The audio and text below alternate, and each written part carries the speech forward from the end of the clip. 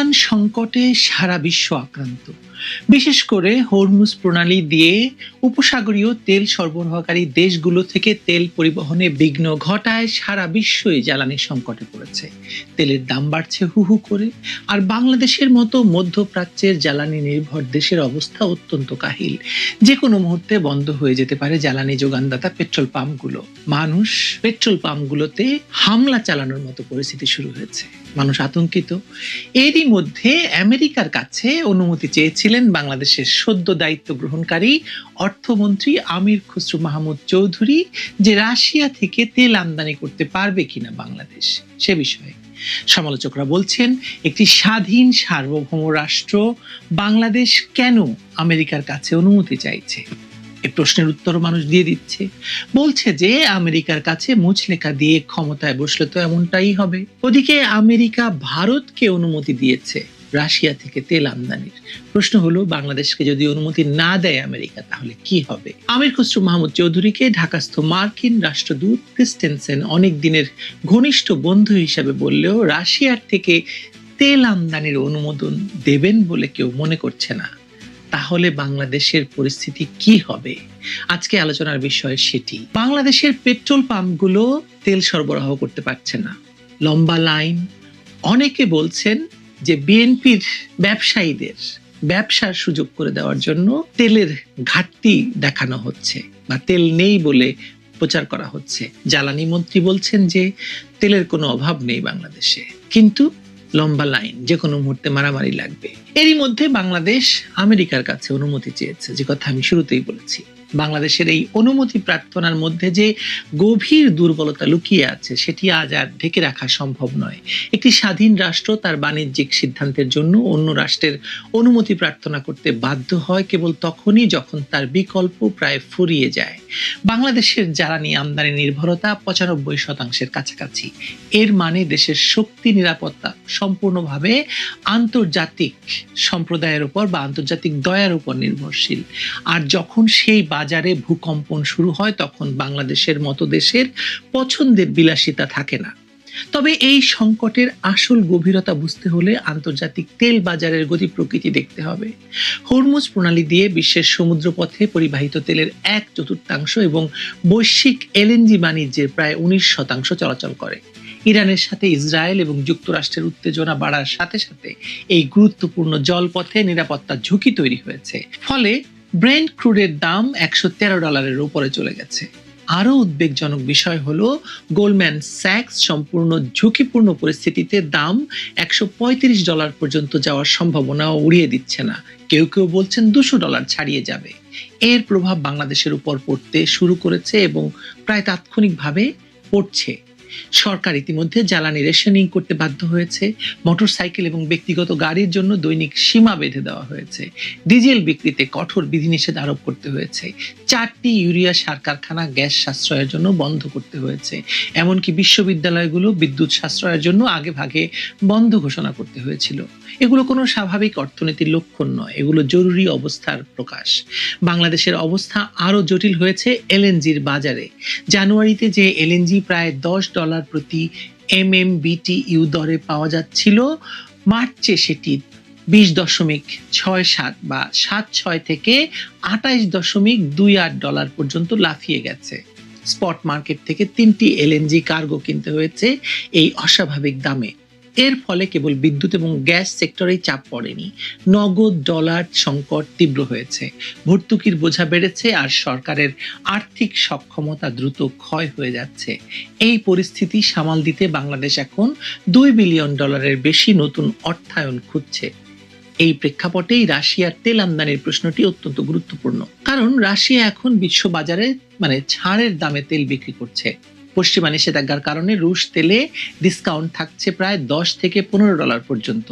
ভারত এই সুযোগের সদ্ব্যবহার করেছে। যুক্তরাষ্ট্র ভারতকে প্রথমে 30 দিনের অস্থায়ী ওয়েভার দিয়েছিল, পরে সেটি 11 এপ্রিল পর্যন্ত বাড়িয়েছে। ফলে ভারতীয় রিফাইনারিগুলো সাগরে আটকে থাকা রুশ তেল কিনে বড় পরিমাণ সাশ্রয় করতে পারছে। কিন্তু বাংলাদেশের ক্ষেত্রে চিত্র একদম ভিন্ন।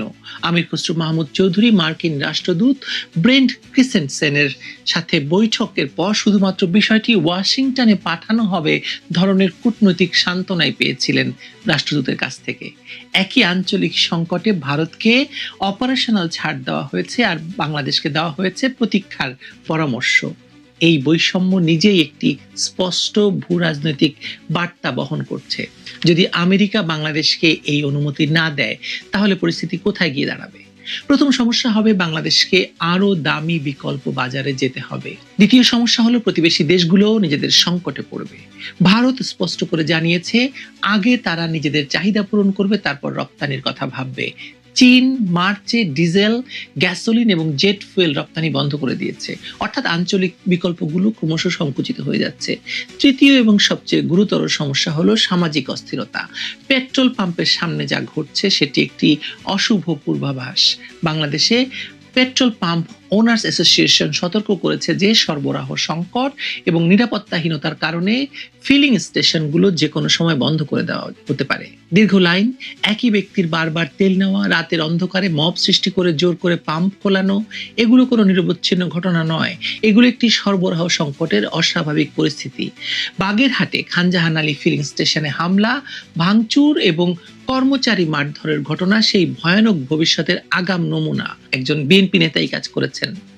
জ্বালানি যখন দুর্লভ হয়ে পড়ে তখন সেটি আর কেবল অর্থনৈতিক পণ্য থাকে না, সেটি রাজনৈতিক শক্তিতে রূপান্তরিত হয়। আমাদের ফুলবাড়ির কথা ভুলে যাইনি আমরা। ফুলবাড়ি কয়লা খনির কথা মনে আছে, যেখানে প্রায় সরকার পতনের ঘটনা ঘটিয়ে ফেলেছিল বিএনপি আমলে। মানে যার কাছে জ্বালানির প্রবেশাধিকার আছে সে শক্তিশালী, যার নেই সে ক্ষুব্ধ এবং অস্থির। এর বাইরে বাংলাদেশের আরেকটি বড় উদ্বেগ হবে রেমিটেন্স প্রবাহের প্রভাব। দেশের বিপুল সংখ্যক শ্রমিক মধ্যপ্রাচ্যে উপসাগরীয় দেশগুলোতে কাজ করেন। যদি আঞ্চলিক অস্থিরতা দীর্ঘায়িত হয় তবে সেখানে নির্মাণ এবং সেবা খাতে প্রভাব পড়তে বাধ্য। তবে এখানে একটি দ্বন্দ্বমূলক পরিস্থিতিও আছে। তেলের দাম বেশি থাকলে উপসাগরীয় দেশগুলোতে অধিক রাজস্ব পাবে এবং নতুন প্রকল্প শুরু করতে পারবে, ফলে শ্রমের চাহিদাও হয়তো বাড়তে পারে। রপ্তানি খাতেও ঝুঁকি তৈরি হচ্ছে।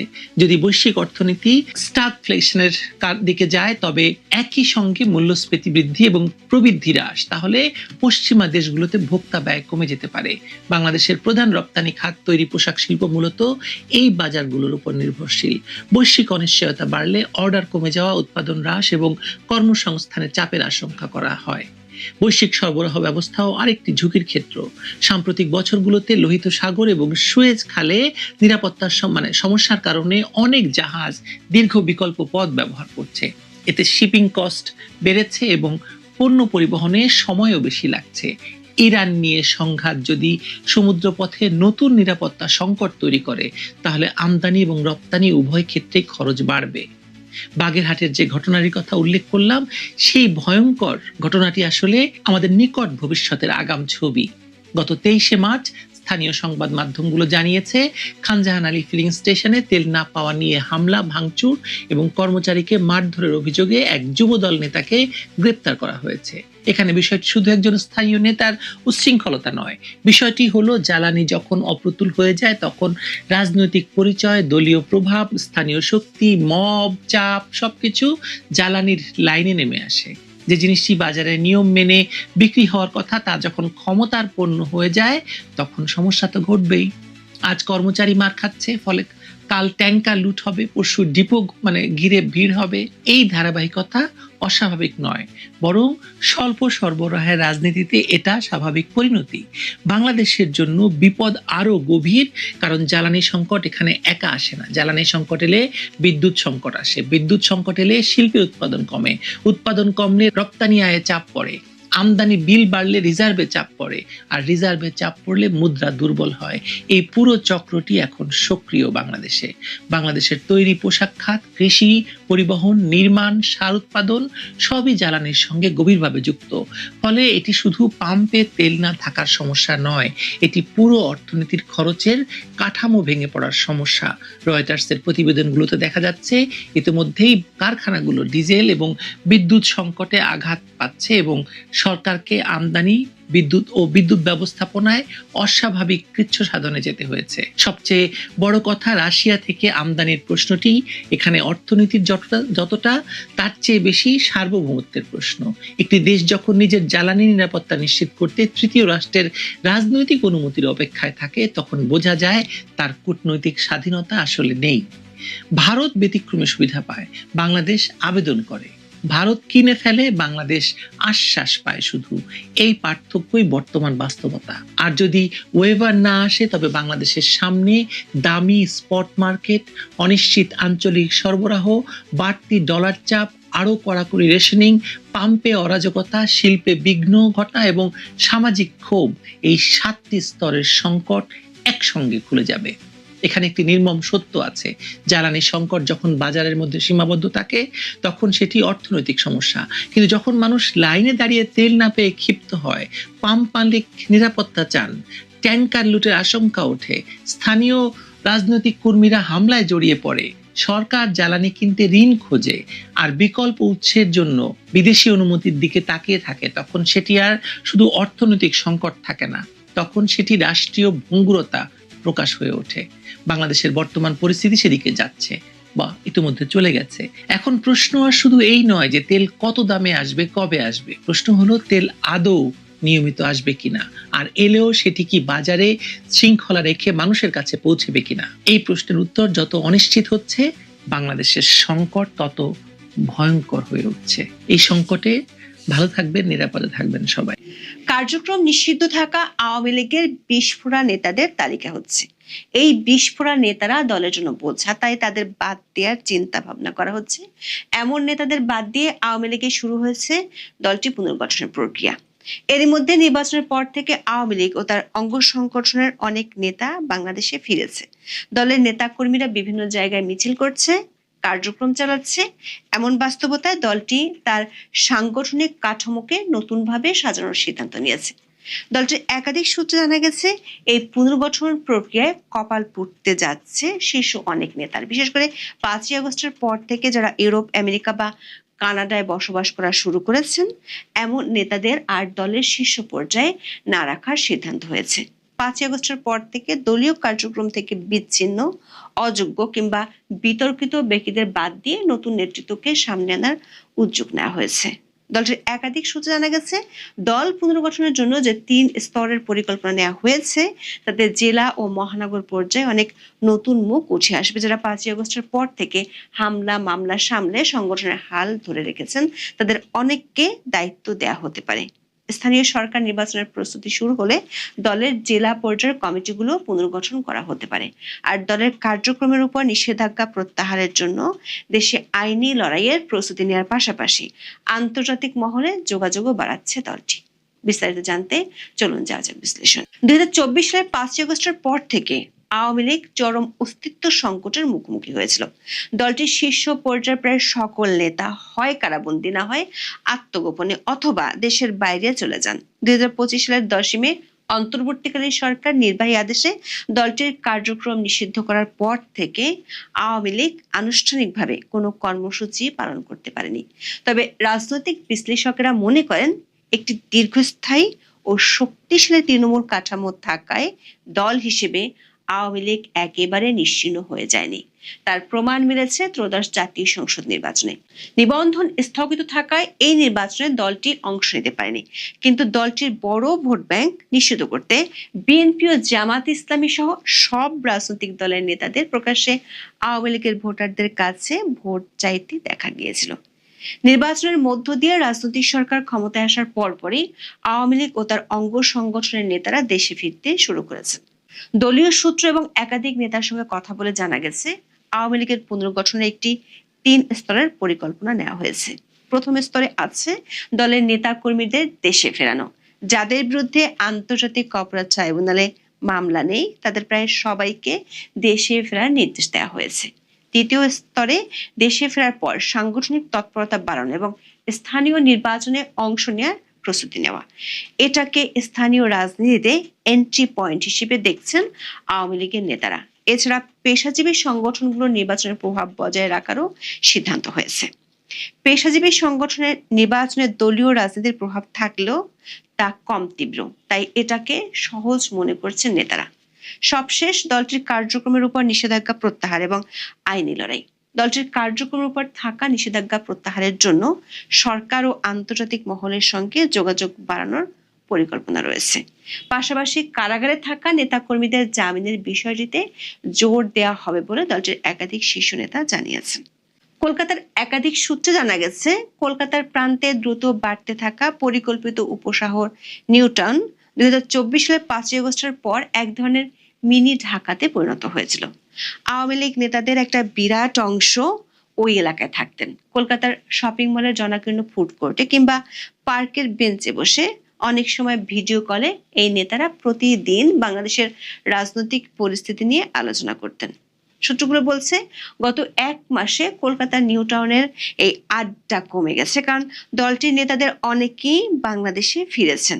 ঢাকা সহ বিভিন্ন জেলা ও উপজেলায় দলটির নেতা কর্মীরা কার্যালয়ে প্রবেশের চেষ্টা করেছেন, কোথাও কোথাও অবস্থানও নিয়েছেন। দলটির শীর্ষস্থানীয় কয়েকজন নেতা মনে করেন, সরকার ও প্রশাসনের উপর মহল থেকে সবুজ সংকেত পেলে ইতিবাচক ধারার রাজনীতিতে ফিরবেন তারা। এর মধ্যে কলকাতায় থাকা নেতাদের একটি দল দিল্লিতে গিয়ে দলের সভানেত্রী শেখ হাসিনার সাথে সাক্ষাৎ করবেন। তারপরই ওই দলটি বাংলাদেশে ফিরবে।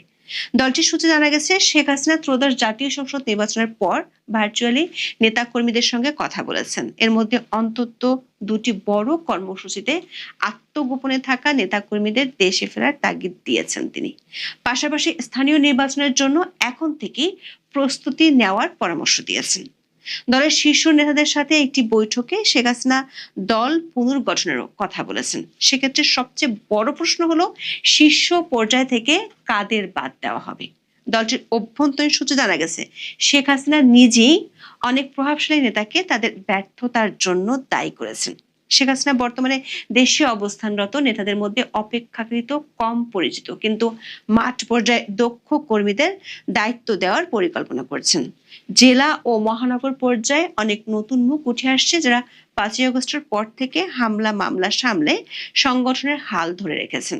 আওয়ামী লীগের শীর্ষ পর্যায়ের নেতারা বলছেন, বর্তমান বাস্তবতায় আওয়ামী লীগ তার সাংগঠনিক কাঠামোকে নতুনভাবে সাজাতে চাইছে। এ লক্ষ্যে দীর্ঘদিন ধরে দলীয় কার্যক্রম থেকে বিচ্ছিন্ন, অযোগ্য কিংবা বিতর্কিত ব্যক্তিদের বাদ দিয়ে নতুন নেতৃত্বকে সামনে আনার উদ্যোগ নেওয়া হয়েছে।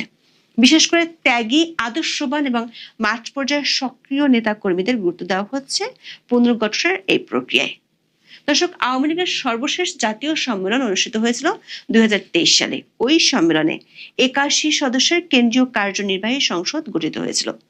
এই কমিটির সভাপতি মণ্ডলীতে ছিলেন 19 জন নেতা। সভাপতি মণ্ডলীর সদস্য মতিয়া চৌধুরী সরকার পতনের পর মারা যান। কাজী জাফরুল্লাহ, আব্দুর রাজ্জাক, ফারুক খান, শাহজাহান খান, মোস্তফা জালাল মহিউদ্দিন এবং কামরুল ইসলাম কারাগারে। এছাড়া ইঞ্জিনিয়ার মোশাররফ হোসেন গ্রেপ্তার হলেও গত বছর আগস্টে তার শারীরিক অবস্থার অবনতি হলে জামিনে মুক্তি পান। সাধারণ সম্পাদক ওবায়দুল কাদের ভারতে আছেন। কেন্দ্রীয় কমিটির নেতাদের মধ্যে যুগ্ম সাধারণ সম্পাদক দীপু মনি, প্রচার ও প্রকাশনা সম্পাদক আব্দুস সোবহান গোলাপ ও সাংগঠনিক সম্পাদক আহমেদ হোসেন গ্রেপ্তার হয়েছেন।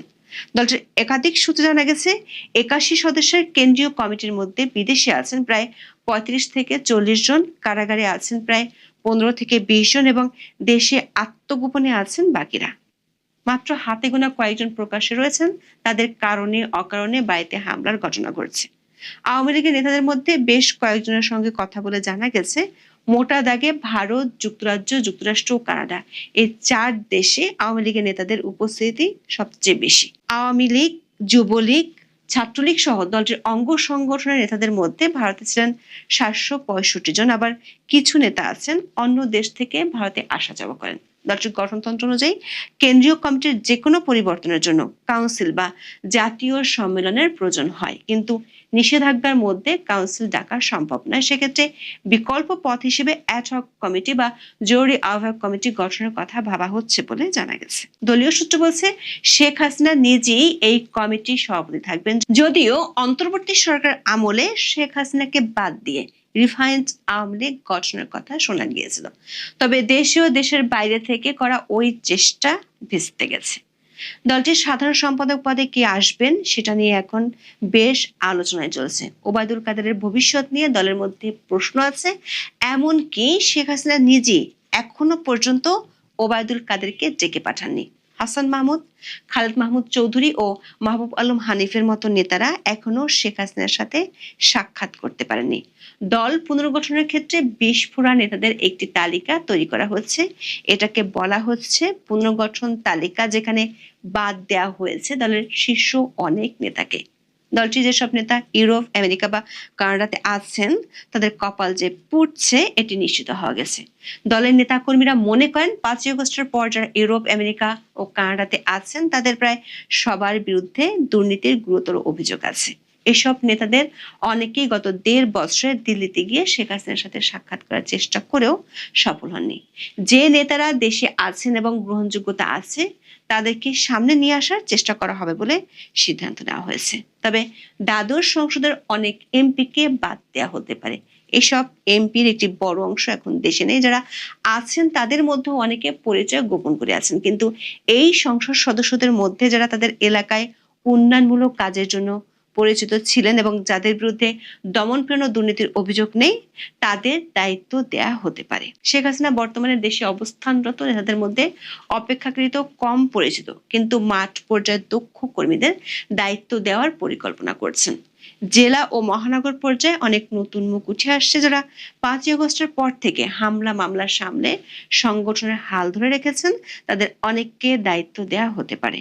স্থানীয় সরকার নির্বাচনের প্রস্তুতি শুরু হলে দলের জেলা পর্যায়ের কমিটিগুলো পুনর্গঠন করা হতে পারে। এই প্রক্রিয়ায় স্থানীয়ভাবে গ্রহণযোগ্য নেতাদেরই দায়িত্ব দেওয়া হবে। দলীয় সূত্র বলছে প্রতিটি জেলায় একটি করে অ্যাডহক কমিটি গঠন করার পরিকল্পনা আছে। এই কমিটি সংশ্লিষ্ট জেলায় স্থানীয় নির্বাচনের প্রস্তুতি নেবে এবং দলের সংগঠন পুনরায় দাঁড় করানোর কাজ করবে। স্থানীয় সরকার নির্বাচনকে আওয়ামী লীগ এন্ট্রি পয়েন্ট হিসেবে দেখছে। আওয়ামী লীগের কৌশল হলো নিষেধাজ্ঞা থাকলে স্বতন্ত্র প্রার্থী হিসেবে নিজেদের সমর্থকদের দাঁড় করানো, নিষেধাজ্ঞা উঠে গেলে আনুষ্ঠানিকভাবে দলীয় প্রতীকে অংশ নেওয়া। দল পুনর্গঠনের পাশাপাশি আন্তর্জাতিক পর্যায়ে যোগাযোগ বাড়াচ্ছে দলটি। বিশেষ করে আওয়ামী লীগের কার্যক্রমের উপর নিষেধাজ্ঞা তোলার ক্ষেত্রে আন্তর্জাতিক চাপ বাড়ানোর কৌশল নেওয়া হয়েছে। এক্ষেত্রে 3টি লবিস্ট গ্রুপের সাথে এরই মধ্যে কাজ শুরু করেছে দলটি। আওয়ামী লীগের একাধিক সূত্র বলছে দল পুনর্গঠনের এই উদ্যোগ তাদের জন্য একটি গুরুত্বপূর্ণ মোড় ঘোরানোর প্রচেষ্টা। অতীতে বিভিন্ন সময় রাজনৈতিক সংকট, সামরিক শাসন এবং দমন পীড়নের মুখে পড়েও দলটি টিকে থেকেছে এবং পুনরায় সংগঠিত হয়েছে। ফলে বর্তমান পরিস্থিতিকেও সেই ধারাবাহিকতায় অংশ হিসেবে দেখছেন অনেকে। দলটির তৃণমূল পর্যায়ের কয়েকজন নেতা যারা ভারত থেকে ফিরে এসেছেন তারা নাম প্রকাশ না করার শর্তে বলেছেন দীর্ঘদিন ধরে উপেক্ষিত ও বঞ্চিত কর্মীদের সামনে আসার সুযোগ তৈরি হবে এই পুনর্গঠনের মাধ্যমে। বিশেষ করে অন্তর্বর্তী সরকার আমলে রিফাইন্ড আওয়ামী লীগ ইস্যুতে অনেক বিশ্লেষক 1976 সালের পরের আওয়ামী লীগের রেফারেন্স টেনে এনেছিলেন, কিন্তু 1/11-এর তিক্ত অভিজ্ঞতা থাকায় কোনো নেতাই সংস্কারবাদী আওয়ামী লীগে সাড়া দেয়নি। এখন দলের ভেতরে নতুন নেতৃত্ব তৈরির বিষয়টিকেও বিশেষ গুরুত্ব দেওয়া হচ্ছে বলে দাবি করছেন দলটির নেতারা। এখন এ পর্যন্ত। সবাই ভালো থাকুন, সুস্থ থাকুন।